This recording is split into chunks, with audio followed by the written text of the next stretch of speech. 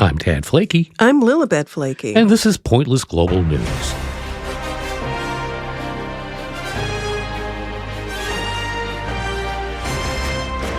On today's show, having issues with your beaver? A Swiss hotline would like to know. Then, some mummified meat is screened by TSA agents at O'Hare Airport.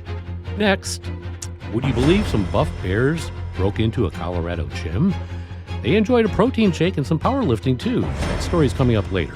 But first, a woman called the Beaver Hotline in Zurich, Switzerland on Monday to report her oak tree is missing, gnawed by semi-aquatic rodents who apparently don't respect property rights or decades of emotional investment. "I hate beavers," she told the hotline operator, becoming the 10th person that week to make this exact statement, though the first to follow it with detailed plans involving beavers and a wood chipper that officials strongly discouraged. To cope with increasing beaver complaints, Zurich established a hotline managed by the Beaver Advisory Center, whose name sounds like either a government agency or something you might find in a web browser's private mode history. The hotline is staffed by ecologists who provide advice, and they assess damages and talk angry citizens down from whatever retaliatory chaos they're planning against beavers.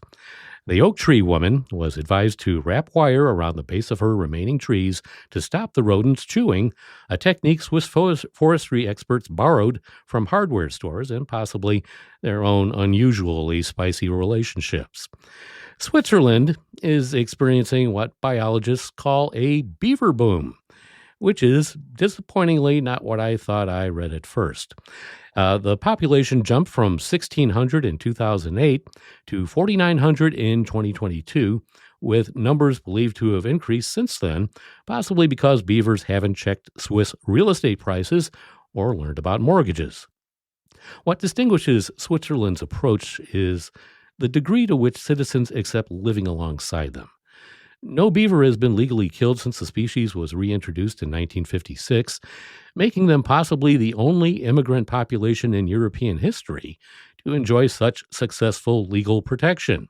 Up to 1 million Swiss francs can be allocated annually for beaver damage and prevention, the largest such fund in Europe, and more than most municipalities spend on actual human beings. Peter Roos has learned more about beaver behavior than he ever wanted to know, primarily because his job now is to constantly monitor beavers. That's right, that's his job. And he does it in ways that would sound inappropriate if you ignored the context of all this. He is a public works employee in Hettlingen and says that he calls the hotline up to 20 times a year, which is 20 times more than he calls his own mother. Hopefully not to complain about beavers, because it's unlikely that she would appreciate hearing that in any context. It's about who's got more patience, man or beaver, said Roos, who appears to be losing. To keep beaver activity in check is a huge amount of work.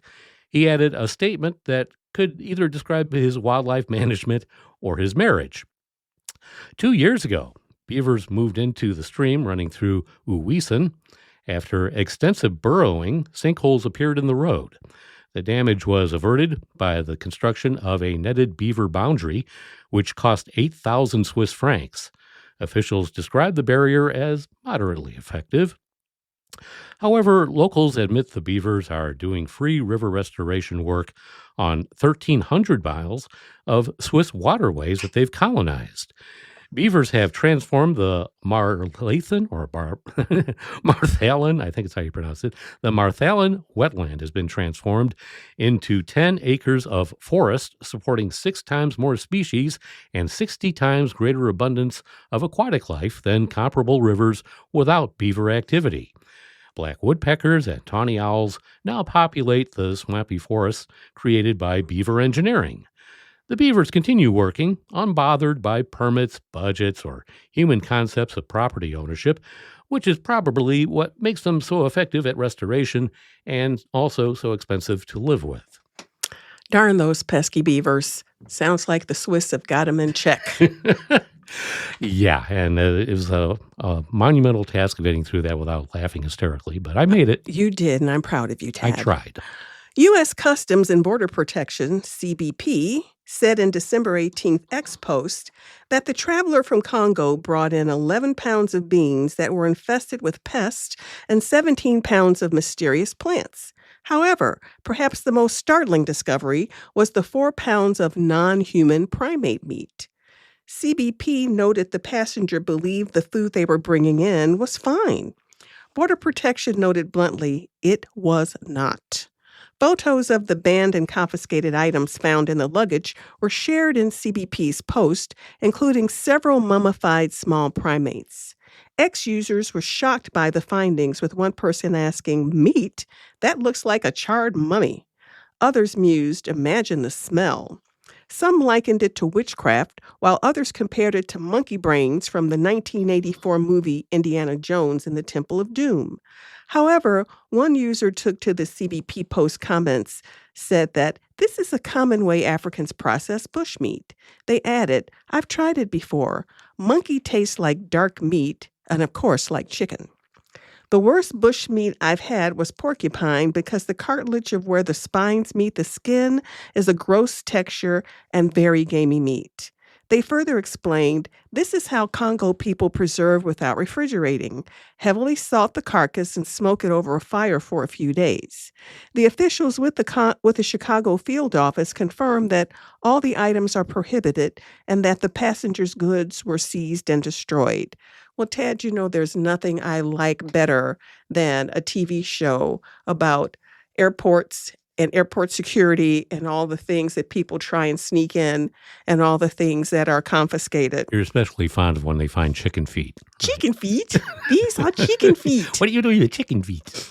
And I think also we have to make sure that we're not letting all of our privilege show, because not everybody in the world can go to a supermarket, go to the meat case, and pick out a plastic case of meat.